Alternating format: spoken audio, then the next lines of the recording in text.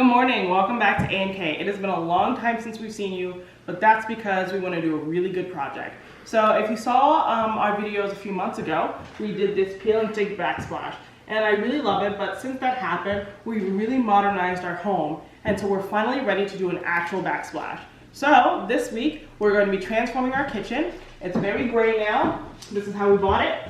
It's very nice, but I love industrial. I really want it to look harsh but elegant at the same time. So we're gonna redo this backsplash. I'm thinking subway tile, white, and then we're gonna do all the cabinets in black and onyx with gold hardware to match this beautiful gold mirror right here.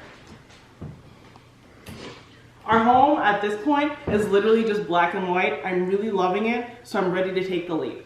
I know that this is gonna make our space look a little bit smaller, but since we have these huge windows and all of this natural light, it's gonna be okay. I actually don't mind it looking smaller because our house is huge, and I'm just really gonna love that harsh contrast. So the first thing I'm gonna do is I'm gonna do all my measurements and figure out how much subway tile I want. I'm gonna do a white subway tile with a white grout. I don't want the black contrast. That's really in right now. It just doesn't really work for me. For a while we thought about doing something with this brick, trying to replicate that, but honestly, I don't think that that's gonna look nice. I don't really want those red tones all the way down to the floor. So the first thing we had to do was remove these peel and stick tiles we'd installed a few months ago.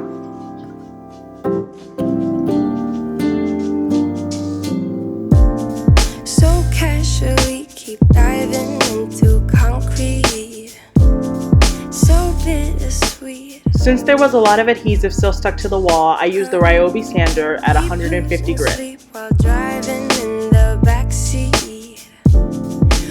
I didn't need to get all of the adhesive off, I just needed to make sure that the wall was completely flat so that I could lay the tiles evenly.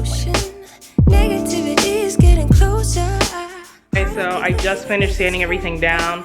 Honestly, it would have been better to just go in with that electric sander to begin with. That's what I should have done because I did that behind the oven. It took me 2 minutes. So we really wasted our time, but it's looking super nice and smooth. Yeah, there's problems with the drywall, but if you were not putting down tile, you could just sand it till it's completely even, throw a primer on there and another coat of paint. That's not what we're doing. So now we're just gonna clean up the dust and then we're gonna head to Lowe's. We're also gonna go to Benjamin Moore. I really want the Onyx paint. A mistake that we often make in our projects is we just go and get whatever's at our local hardware store, but this time we're gonna get what we know we want, so we know that it's gonna turn out well.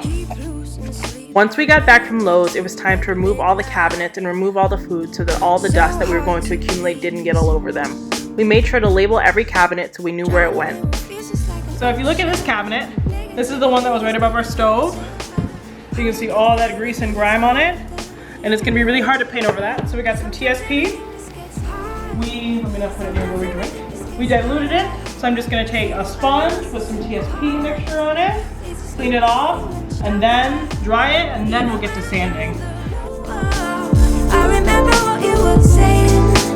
Sometimes all you need is a spark, and maybe just a better kind of bitter. Okay, so I just finished patching all the holes. We're doing knobs, so we're patching all these holes. Babe is taking time right now to do some sanding, taking all of our food out. I'm gonna get started on the sanding of these, and yeah, we're making good progress.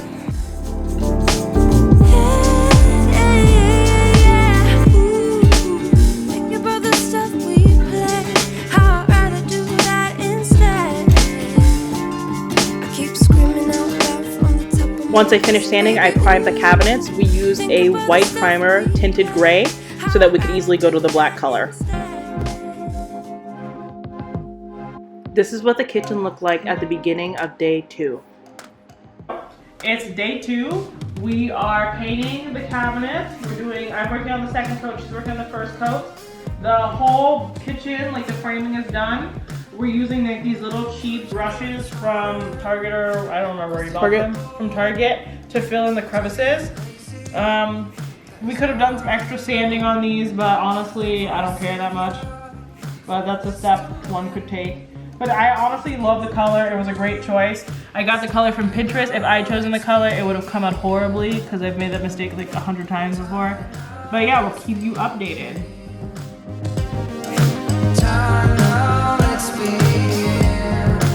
Before putting the final coats on the cabinets, we decided to put them back up so that we could better see the imperfections and make sure to fill every single hole.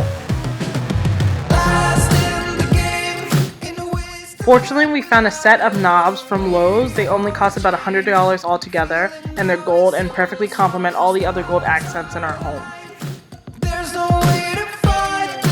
Okay, so now we're getting started on the backsplash. So we got this wet saw from Home Depot, about 150 bucks. It's gonna make cutting the tile around the outlets possible. That's really the only reason why we got it, because we have a lot of outlets and you wanna make sure that they fit well. So what I'm starting with is I'm getting my spacers out. And I am just going to set up my area for my first tile to make sure I have everything ready to go. I'm going to cut my half tiles to make sure that I have that 50% offset that I want. And then I'll be honest, this was a lot more difficult than anticipated. I had to do a lot of cutting and measuring to make it work, but it was definitely worth it in the long haul. I'll link the guide that I used for all of my instructions. He was honestly so important to this entire process. We couldn't have done it without him. At some points I ended up using actually a Betty Crocker spatula to help spread my grout or my adhesive because it was a lot easier than using the actual tool.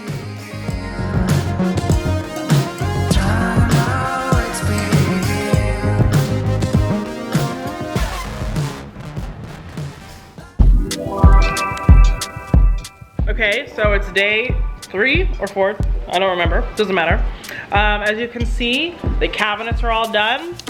The island was just painted for its second coat. We're still working on the bottom half of the island. So right here, we still need to, we just primed, so now we need to paint this black. I just cleaned up my cement here, so I'm gonna vacuum, wipe it down, and then I'm gonna start laying my grout. And then I'm going to do a full clean of the kitchen and we'll be just about done.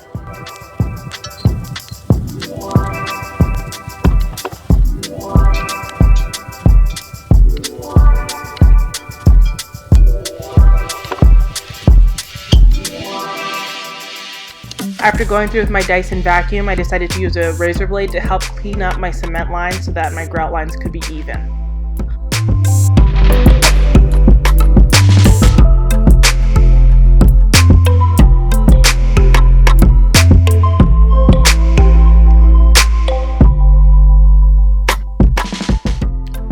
Next, I started laying down the grout. I use this, I don't know what it's called, and my fingers a lot. It was really hard to use the device you're supposed to use because the space was so narrow, but we figured it out.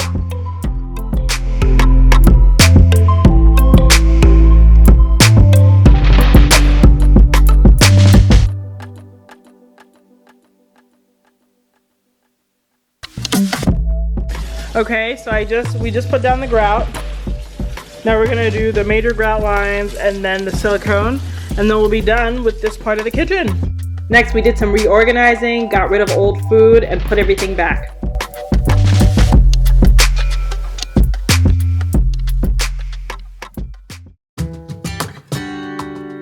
Okay, so welcome back to A&K. This is day 4 and the project is completely finished. This cost us under $500 and this would have cost thousands if we brought someone in here, plus it would have taken a couple weeks. So 4 days, we're completely done, and the kitchen is a totally different place. The house looks completely open, it really goes with the industrial vibe, and I'm happy about it. If you like what you see, please remember to like this video and subscribe to A&K. So now, let me give you a tour.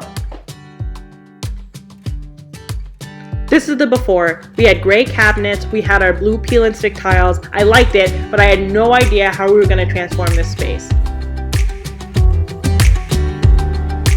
And here's the after. Even though we went with dark colors, it looks so much more open and so much more clean. I love the way it turned out, and it only took us 4 days and under $500.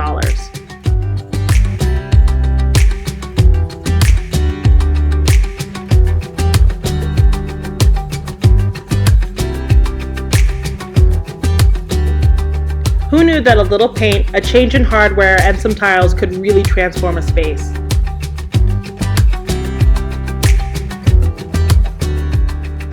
During this project, we also did a little reorganizing.